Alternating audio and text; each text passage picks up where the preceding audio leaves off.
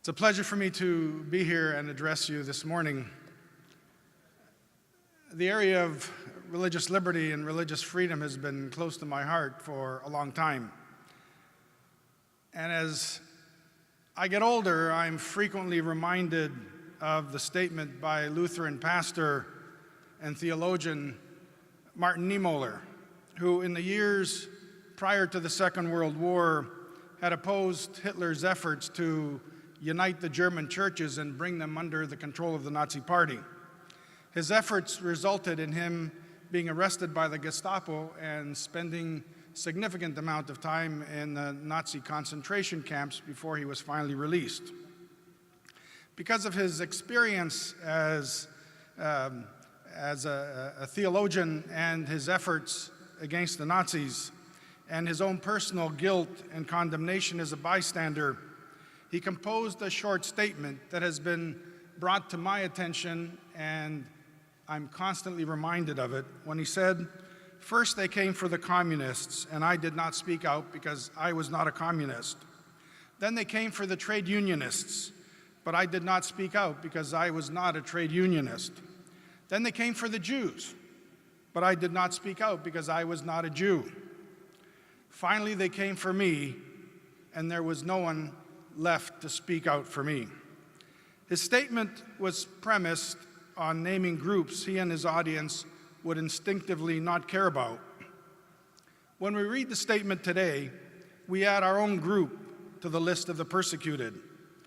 The notion was that everyone deserves consideration and protection. That's the nature of compassion, and it is to our peril to forget that. The bottom line for us should be, no matter what, all lives matter. We must stand up and speak for those that are less fortunate than ourselves. We need to ask ourselves not whether, but how much all of us should be involved in speaking about religious persecution, racism, intolerance, and the dignity of human beings. Should religious communities be silent or passive in the face of challenge to religious freedom or intolerance? Or is it simply enough to pray for our leaders, law enforcement, and those that are affected and struggling to deal with the chaos and the trampling of their rights and freedoms? Are we not called to be ambassadors to a kingdom that is going to be summed up with every tongue, every tribe, every nation worshiping the God of all creation? The Universal Declaration on Human Rights, passed by the United Nations, has been referenced numerous times during our conference this week. The Declaration, in particular Article 28, provided a common standard for all nations to abide by: the freedom to worship as one sees fit. But yet not all member nations of the United Nations have signed along to that declaration, especially the autocratic and intolerant nations among us. Whether it's the First Amendment, the European Charter of Fundamental Rights, the Constitution of Brazil, or the Canadian Charter of Rights and Freedoms, simply codifying language or passing laws that are intended to provide freedoms and protections is not enough.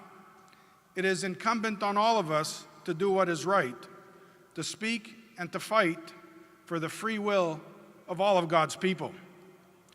But to achieve this goal sometimes takes years and much effort, heartache, and pain. This was the experience of my own adopted homeland of Canada, where over a number of years an evolution occurred from major restrictions on the rights of some religious minorities to full-blown recognition and tolerance. And this can be an example for all of us. You see, in the months following, during the Second World War, Canada's entry into that war, the government of Canada passed a law banning the Jehovah's Witnesses. Overnight, it became illegal for individuals to be a member of that sect. The law was vigorously enforced. Beatings, mob actions, police persecution, state prosecution confronted all these individuals. But they ignored the ban and continued to work, spreading their particular religious message. The struggle was bitter. Jehovah's Witness children who refused to salute the flag ended up being taken away from their parents. Individuals were removed from their jobs for failing to abide by the law. They were sent to jail. Conscientious objectors were placed in camps and held for the war. A great deal of their time was spent in the courts. They were arrested by the hundreds and charged as being members of an illegal group. All of this they faced on their own without any intervention by any other religious community on their behalf. No one stood up to speak for them on their behalf or to support their plight. Does it sound familiar to some things that are going on today? After the war, these problems continued for them, but they went to court to enforce their rights. The right to distribute their literature, to proselytize, to worship as they saw fit without interference. This was particularly a problem in the province of Quebec, where the Roman Catholic Church controlled the government and the courts, the civil servants, resulted in several prosecutions. In fact, one individual who dared to cross the government and published a booklet called "Quebec's Burning Hate for God and Christ is the Shame of All of Canada" was charged with libel, ended up going to jail. But the Supreme Court of Canada heard the case, and when it finally reached that level and the conviction overturned, they stated in very clear and unequivocal language that freedom in thought and speech and disagreement in ideas and beliefs on every conceivable subject are the essence of our life. The clash of critical discussion on political, social, and religious subjects has become the stuff of daily experience, and to simply suggest ill is not acceptable in this country. The consensus of a free society accepts and absorbs these differences, and they're exercised at large within the framework of freedom and order. Their plight improved somewhat, but the struggles continued. A lot of these cases were handled by a single individual who went to court on behalf of his fellow Jehovah's Witness members. I got to know this lawyer quite a bit in my early years of practice, Mr. Glenn Howe, and while we did not theologically agree with each other, I admired him greatly for his tenacity, for his willingness to stake his life for the rights of others. It was these struggles in the province of Quebec which gave rise to lawyers willing to defend the rights of this minority group. Lawyers such as Pierre Elliott Trudeau, a name some of you may recall. Later on, he became Prime Minister of Canada. In fact, today, his son is the Prime Minister of Canada. He chose to defend the rights of these individuals, participated as a lawyer in the struggles. And when he became the Prime Minister of Canada, those events impacted his life to such a level that one of the first things he did was to pass a piece of legislation called the Canadian Charter of Rights and Freedoms. That charter became law in 1982. It encapsulated and guaranteed the rights and freedoms of Canadians, subject only to reasonable limits as prescribed by law. Everyone was assured the fundamental freedoms of conscience and religion, of thought, belief, opinion, and expression. But it took a while for this to be worked through the court system. Perhaps the best stated and by far the most concise expression of what it means to me to be a Canadian came from the pen of the Chief Justice of the Supreme Court of Canada in a case which challenged the Canadian Lord's Day Act, which forced stores to close on Sundays. This is what he had to say. A truly free society is one which can accommodate a wide variety of beliefs, diversity of tastes and pursuits, customs and codes of conduct. A free society is one which aims at equality with respect to the enjoyment of fundamental freedoms. Freedom must surely be founded in respect of the inherent dignity and the inviolable rights of the human person. The essence of the concept of freedom of religion is the right to entertain such religious beliefs as a person chooses, the right to declare religious beliefs openly and without fear of hindrance or reprisal, and the right to manifest religious belief by worship and practice or by teaching and dissemination. But the concept, he went on to say, means more than that.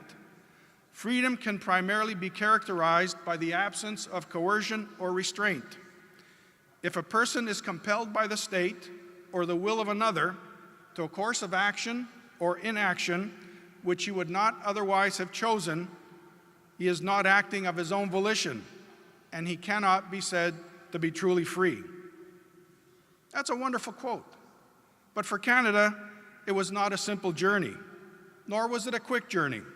It was purchased at the expense and suffering of some individuals who, by their courage to stand, brought freedoms for all of us. The example for all of us is to use opportunities that might arise in our countries to intervene either before the courts or the legislatures on cases and instances which may not necessarily involve us or our particular religious group, but have impact on others. I'm reminded that while religious freedoms enjoyed by some in their parts of the world are plenty and generous, they may nevertheless be fleeting. All one has to do is look at the country of Russia today. Just 1 week ago today, you may have heard, the Russian Ministry of Justice finally, after some months of battles in the Russian courts, succeeded in banning the Jehovah's Witness denomination. They shut their 400 local congregations, seized their properties, and banned them from distributing their Bibles and their literature. The reason that was given was that they are extremists. The Russian definition of extremism, are you ready for this?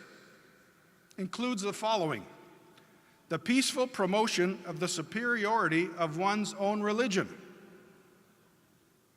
Did you get that? The peaceful promotion of the superiority of one's religion. In fact, the former UN Special Rapporteur on Freedom of Religion and Belief was recently quoted as saying, "If the Jehovah's Witnesses are extremists, we all are." While every religion thinks it is the true one, if the state forbids us from saying that, it will put itself at odds with the majority of its citizens. But there has been no outcry from other religions, and I've got to ask myself, why? In fact, in a recent article in Christianity Today, the author said the following: Baptists and Lutherans are often regarded as traditional religions by the Russian judicial practice and by the Orthodox Church. Protestants accept the common Russian division between traditional and non-traditional religions if they themselves happen to be on the right side of the divide. The silence of Protestants with regard to repression against Jehovah's Witnesses will merely unleash a new wave of restrictions and repressions. How soon will it be before it hits us if we don't protest? Fear if they do something, dire consequences in the future if they do nothing.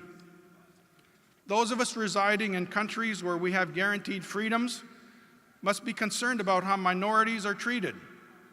The beliefs of some religious groups may not be popular, but do they deserve to be persecuted because of their religious beliefs or teachings? So why are we all so quiet? As George Santayana reminds us, those who do not remember the past are condemned to repeat it.